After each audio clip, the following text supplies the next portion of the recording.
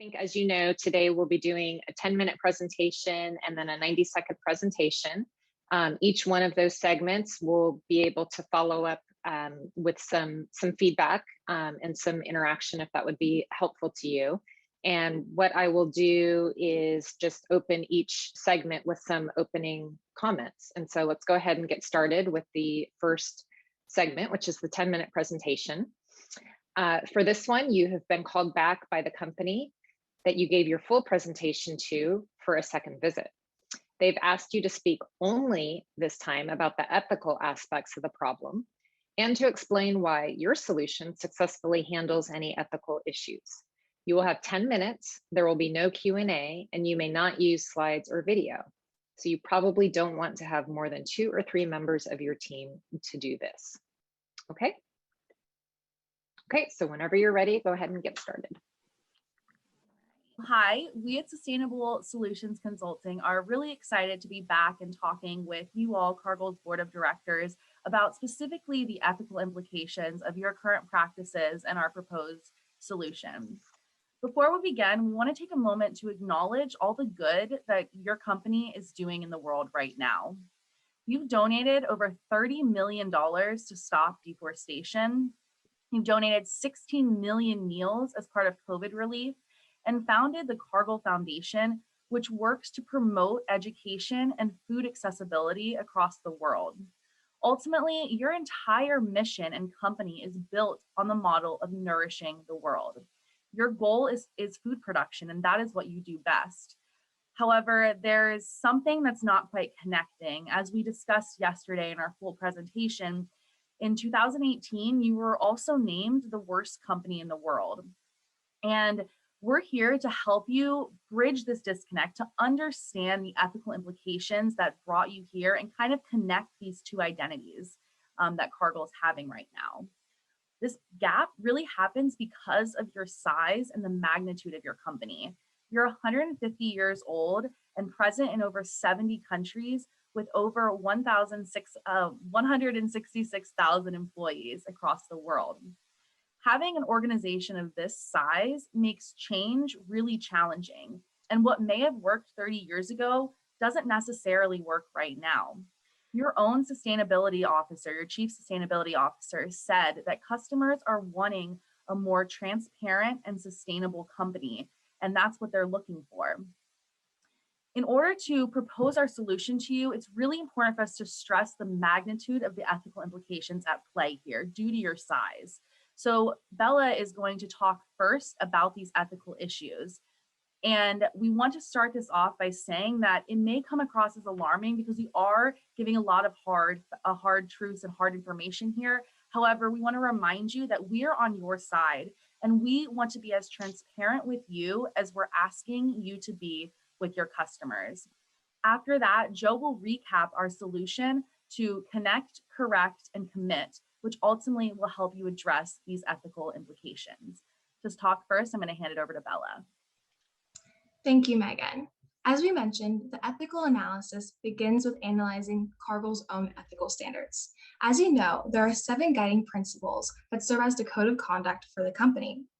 These are ingrained in the culture and they're expected for every single employee to follow them.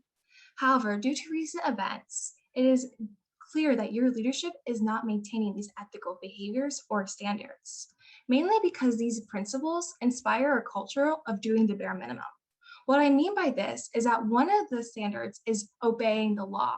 This is extremely simple, and it's a problem because since Cargill is so large, there's not one single law or government that can control it, or set meaningful ethical boundaries, or establish effective regulations.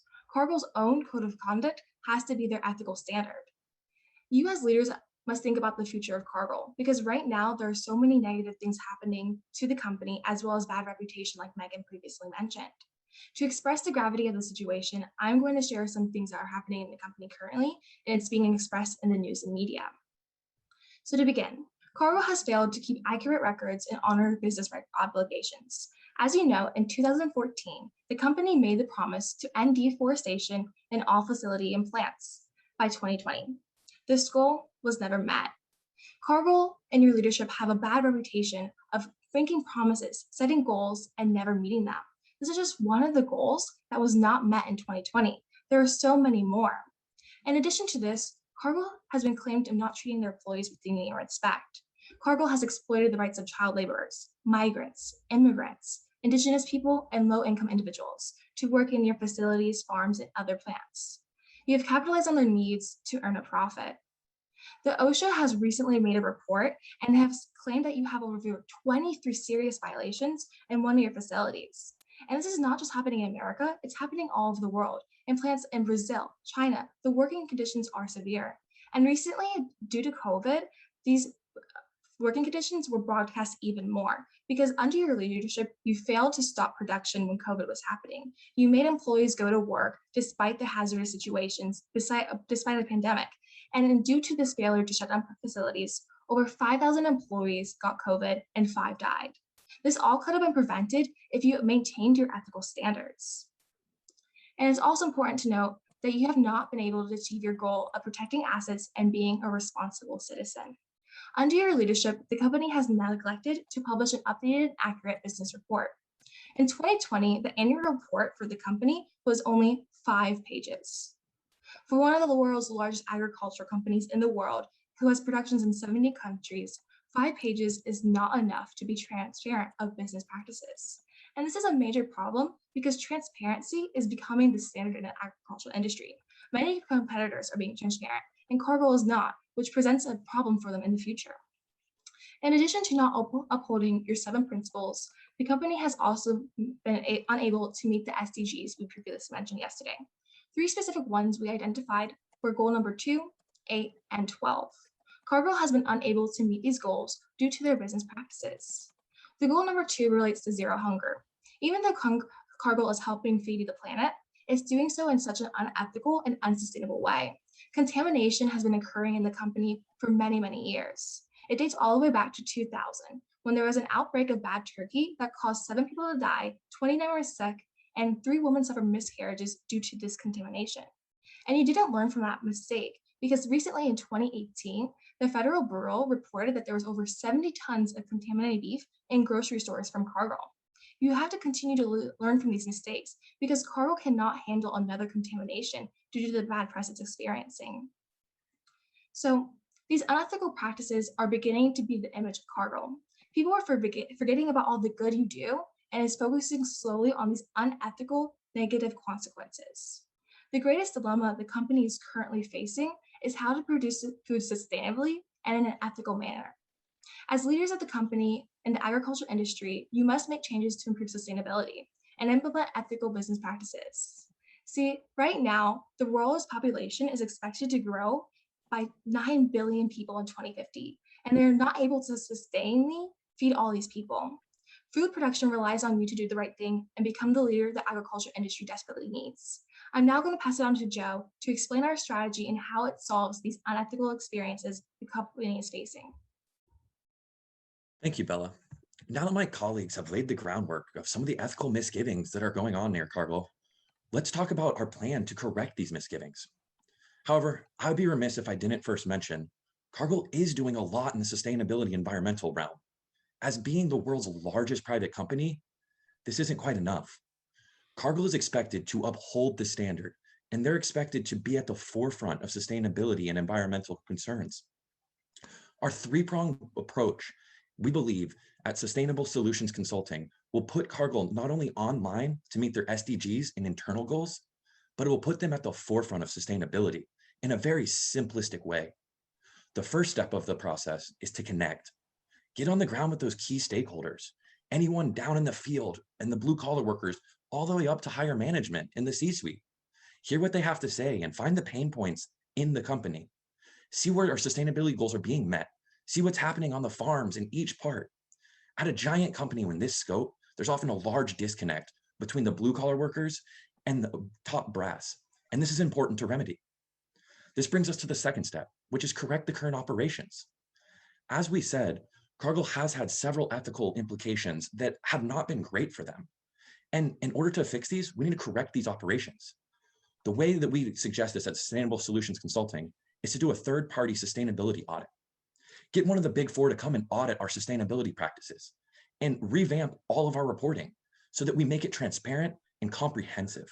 We utilize those pain points and we get ahead of the curve because sustainability audits are coming. It's just when.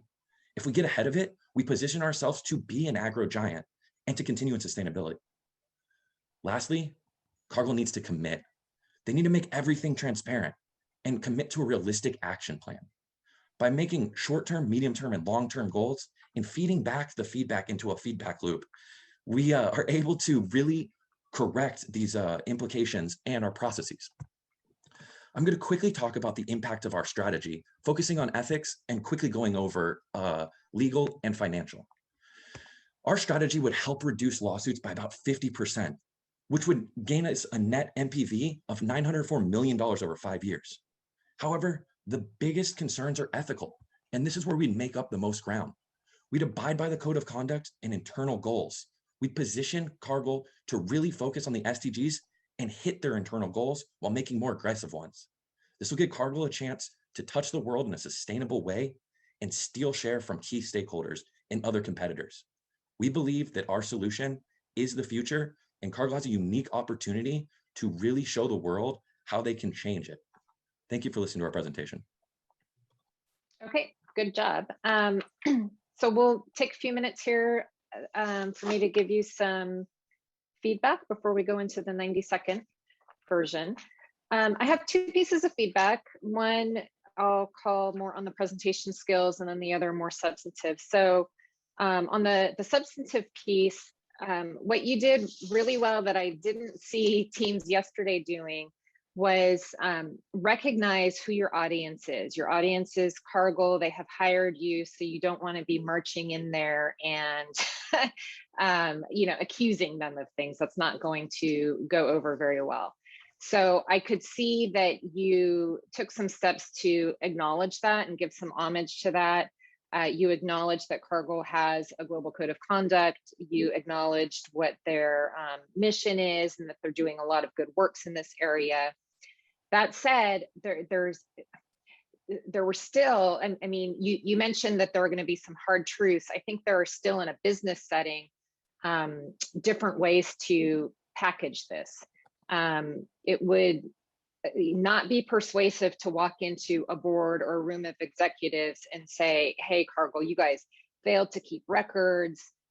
You've exploited workers' rights. I mean, these are like serious accusations. And if somebody walks in and gives that kind of news to a board or to executives, everything stops. The lawyers come in, internal investigations start happening. You're never even going to get to whatever your solution is because you've just said that you uncovered evidence of these horrible wrongdoings that are occurring. Everything stops right there. So you just have to think of a different way to package that. And one example could be our solution is going to help protect Cargill's reputation, its hard-earned reputation. A reputation takes many years to build. It takes like 60 seconds to destroy. We see some areas of risk. People could, for example, accuse Cargill of doing these things because there's not enough transparency. We wouldn't want that to happen. And so if you follow our proposal, it's going to make sure that more people are seeing the good in what Cargill does. You know what I mean? So you're getting the same message across, but you're not like accusing them of doing bad things. And then you're going to have a lot more success. And then on presentation skills, I would just say, and this is really hard because we're on Zoom.